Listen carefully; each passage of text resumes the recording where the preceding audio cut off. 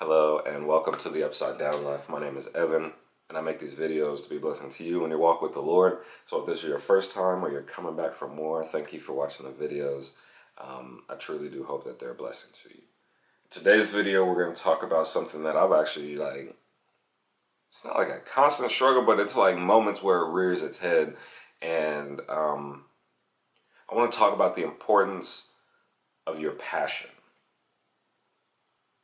So I use the word passion there because I want it, from my instance, I want to use the word voice because this is something that I do. I just share my faith, which is part of my passion, with people through, that's called a camera, but these are these are videos. I share my passion through videos, excuse me. And what happens to me is I enjoy listening to sermons online.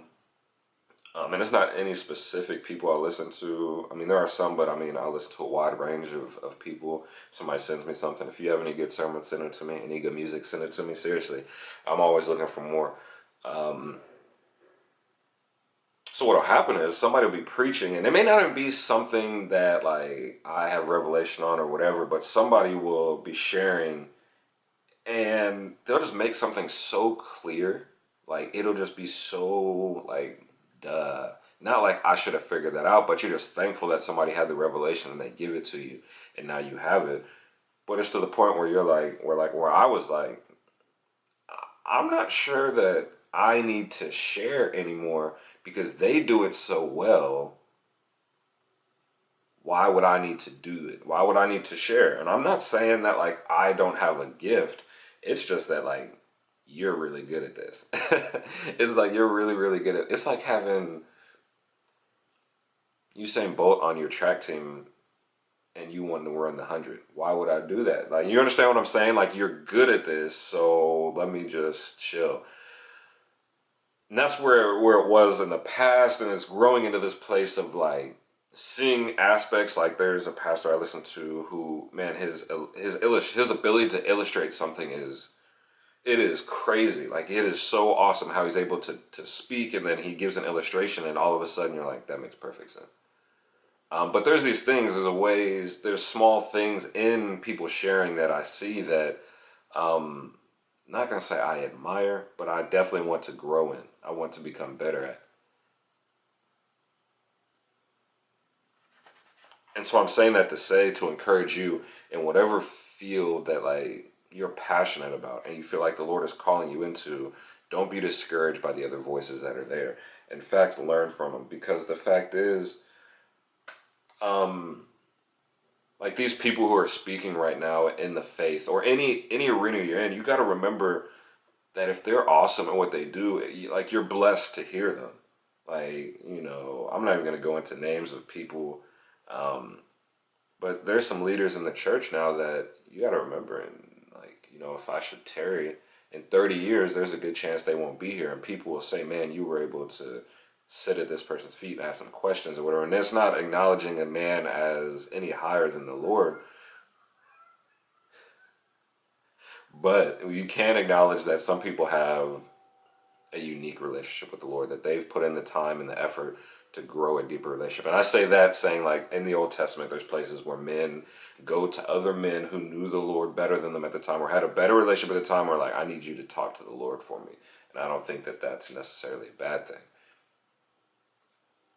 But I want you to be encouraged, whether you're a welder, a plumber, you edit videos, you love geese, you study climate, whatever it might be, like, if the Lord has called you to it, do it. No matter who else is doing it and how good they are at it.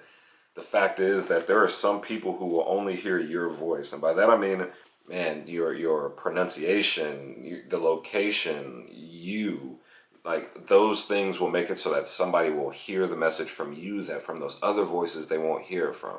Maybe they spend some time with you, so they're more willing to hear you as opposed to these big names because they have some history with you and they know your character a little bit more. I don't know what the case may be.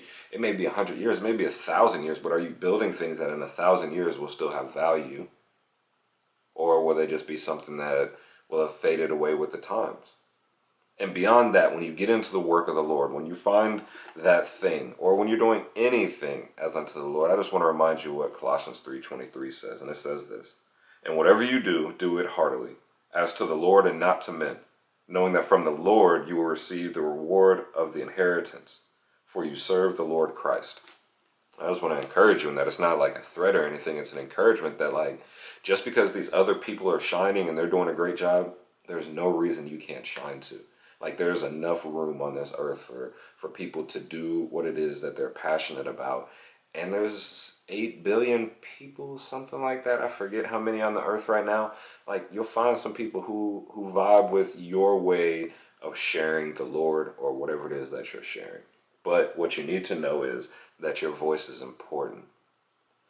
Also, from the voices that are large right now, learn something from them. Don't just despise them and say, "oh, well," and nitpick them and pick them apart. I see it on YouTube with sermons and stuff like that. It's not, let's like, maybe see why it is that they're successful, why it is that their sermons are shared, or why their YouTube videos are shared. And I'm talking about not just Christians, I'm talking about period, and maybe learn from that. I don't know. That's just a thought, as opposed to tearing them down in your mind, your mouth, whatever. Instead, honor them, and in honoring them, though, there will be a blessing upon your life as well. Um, yeah, yeah, for sure.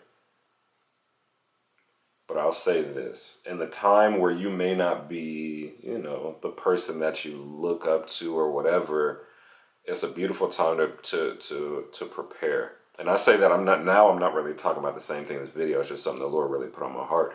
But like, when we have to wait on things, when things aren't given immediately, it's a great time to allow the Lord to prepare us for what it is we're coming into.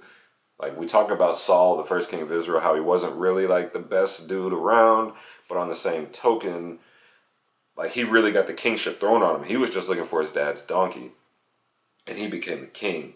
And not to say that he didn't have like, the Lord gave him a new heart. Not to say he didn't have the capability, but even in that new heart, he didn't have the character, the pillars of character to hold that heart in the place he needed to hold it. And mainly the reason being is because he got it overnight. Like, the Bible talks about getting things quickly without having to work for it, without any sort of sacrifice. And you look at David's life, where he knew he was going to be the king, and he endured all these things. And in enduring all those things, the Lord, like, I don't even know the right word. The Lord gave him a perspective to see everything he went through as making him into a better king. And as we see, he wasn't a perfect king, but he was still a good king. And I say that to say that you have to use all these things as learning tools as we go. Don't grow bitter. Don't grow weary. And I say that because if you operate in bitterness before the blessing comes, when it comes, like, you won't receive it, or you'll receive it in bitterness. And it's like, it's not how we want to receive things from the Lord. So be grateful in the waiting. Receive the training. That kind of rhymed. Yeah, that kind of rhymed. Okay, cool. Keep that in there. Be grateful in the waiting, because in the waiting you'll receive the training. And then when you get what it is you've been praying for and asking for and seeking from the Lord, not only will it be a blessing that you have it, but now you'll actually know how to maintain it and do what the Lord asked us to do, which is steward things. So, all this to say, your voice is important. I know we went on a little tangent there at the end. I'm sorry, but that's what it is. It's all there for a reason. I love you guys. Find your passion, share it. And that may not necessarily be your profession, your career. We live in a different world now where we're not farming all day long. We have time, we have extra time, we have abundance of money. Not saying everybody's rich, but we live for people watching us in America, we live in an affluent country where we're able to bless people and do things like that. So we have the spare time. We just got to put aside some of the things that are stealing it to find the passion and put time into it. It doesn't necessarily mean quitting your job.